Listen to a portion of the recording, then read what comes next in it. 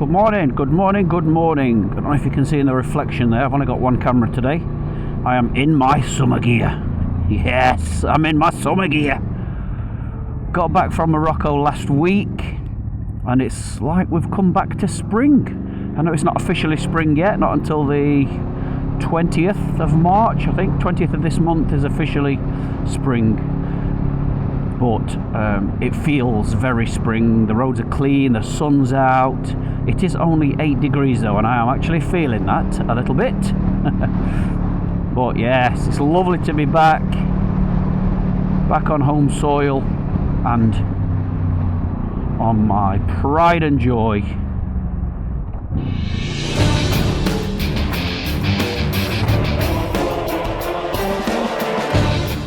Yes, fresh back from Morocco, 4,000 beautiful miles in that wonderful, wonderful country again.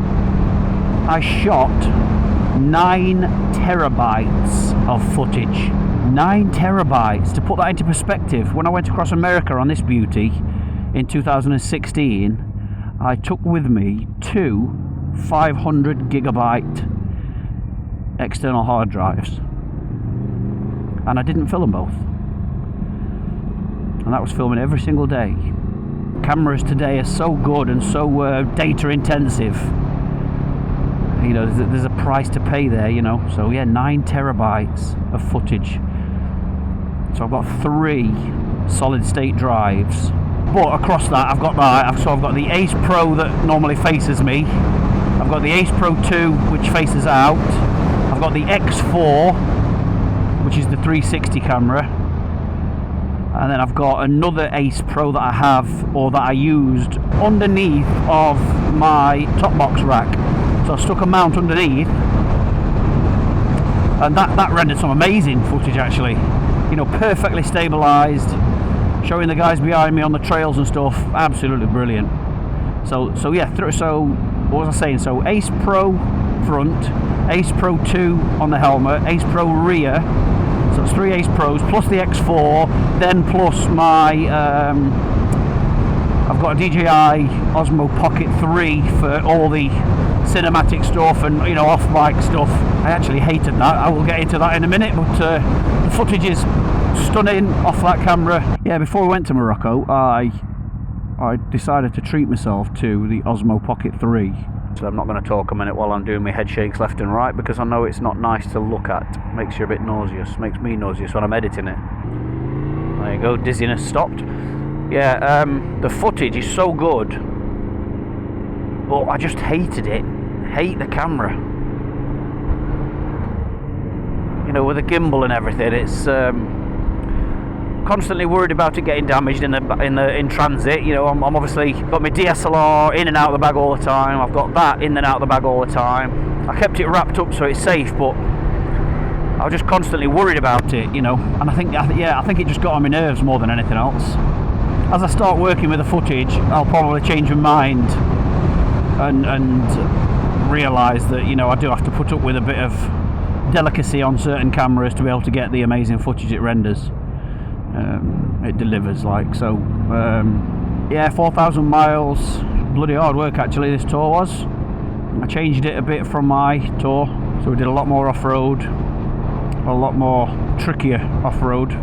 As amazing as this trail was that we found, it was bloody hard work, like very, very, very hard work. All the lads were in the Dunlop Trail Max raids, and all very shocked at just how good they are. You know, we had ice the first couple of days riding down through northern Spain, to the point that we had to abort a road because it was just complete ice. It's like it follows me, folks. It's like it follows me. We had it down to -4 that first day, leaving Santander. -4 degrees it was. You know, all riding roads the whole way down through the mountains, just beautiful, all the way down to Toledo. And I had to abort it probably, let's say, 2 hours in, were we, maybe? And then we just had to follow the main roads and then ultimately get on the motorway and just get there. Then we did the stunning Garaffi Desert. Oh, if it's never been on your radar before and you do like to go off-road, put it on your radar. Garaffi Desert, G-O-R-A-F-E, Garaffi. absolutely stunning. And you know, you're fully in the desert. Obviously we were heading to the actual desert, but this is in Andalusia, and or Andalusia should I say. Yeah, it was absolutely stunning, way better than I thought it were going to be. And then from there we managed to pull in the stunning road down to Ronda. Managed to have the drone with me this time to shoot Puente Nuevo, the bridge next to the bull ring there. Stunning to be able to go and see that down there. Managed to find, when I was doing the route planning, the first time I visited it, I remember standing on the bridge, this was last year, standing on the bridge going, how do you get down there? But I couldn't find any way to get down. So when I was planning it this time,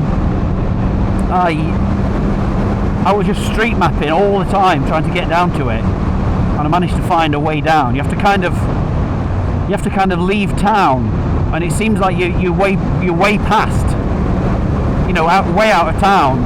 Then you turn off down this little street, little cobbled road, and there's a viewpoint right at the bottom.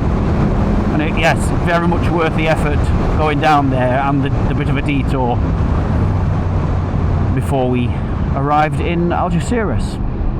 Algeciras. We had a great night in the hotel there, playing on the piano and stuff, and having a few drinks, ready for our departure to North Africa. I do hope it comes across just how special. I know it did last time on my solo trip, but I hope I can still convey the true magic of that place with this new film. But, it's coming, folks. I've started collating everything, and it's all, you know, the projects are set up, and I'm going to start the edit this week. What other stories can I tell you of the desert or Morocco in general? Wait till you see the Marrakesh section. The Riyadh was in the middle of the Medina, which is tiny little narrow streets. I say streets, it's more like alleyways. You know, you've got no space at all. And have a look at this footage, you'll see, you know, well, let's put it this way, my panniers are now scratched. But yeah, scrape them on the walls riding down through the Medina towards the Riyadh. Absolute chaos. I don't think, you know, your first impressions always last. As much as I've wanted to visit Marrakesh, I don't think I'll be rushing back. Now Rabat, on the other hand, which is the capital of Morocco, that is beautiful, perfectly clean. Managed to get the sunset over the sea there. Oh, we had a cracking night as well. There's a little like old pirate ship just offshore, and I think because it's offshore, they're allowed to serve booze. So yeah, what turned out to be the hardest day in terms of travel, we knew it was going to be awkward. The day after, we've got 170 miles to go from Rabat up to the port, then sail across, which is an hour and a half, then another 170 miles to go from Algeciras up to Segura de Leon. We knew that were going to be hard, so we needed to be on it, and we needed to be up and out early to get to the ferry for 12. So yeah, you can guess where this is going. Because it was a boat selling booze, we ended up having a lot of it. So yeah, we had a great night. There were karaoke on, it was fantastic. We had a right laugh. But yes, we all got drunk for the first time on this trip. But then the next day was, yeah, quite hard work. And the ferry was 4 hours late, so we didn't get to our hotel till 9:30 at night.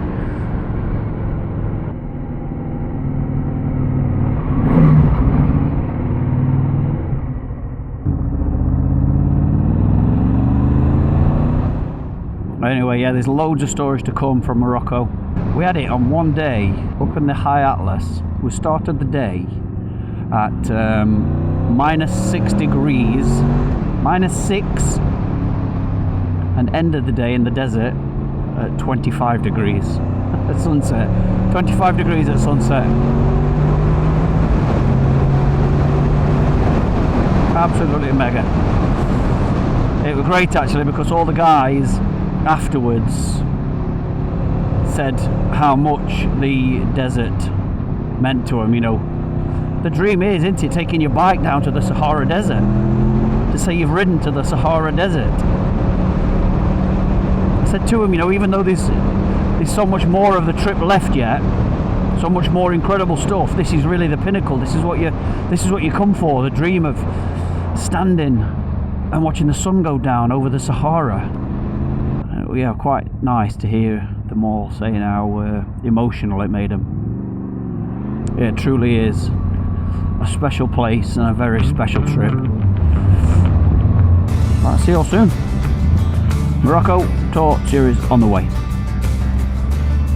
Adios, amigos.